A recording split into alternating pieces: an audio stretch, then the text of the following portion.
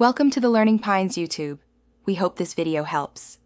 You begin by preparing essentials and taking the first actionable steps now. Sign in to your Hugging Face account, then click Create Space and choose a framework like Gradio or Streamlit. Once done, pick Public or Private Visibility and enter a clear repo name.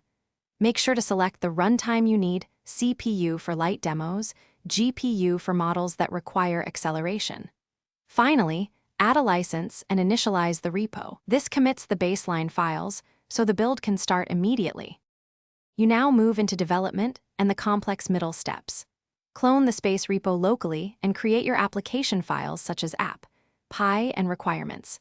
TXT, because explicit dependencies prevent build failures.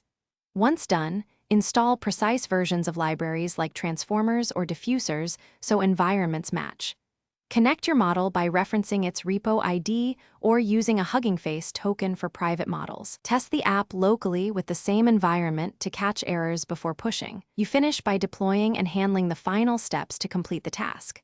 Push your changes to the space repo and monitor the build logs for dependency or runtime errors. Once deployed, test the UI and endpoints. If performance lags, add caching, batching, or use lower precision to reduce resource use.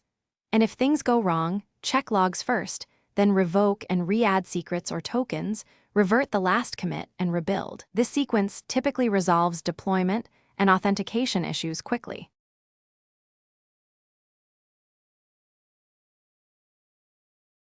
Thanks for watching. Consider subscribing if we helped you.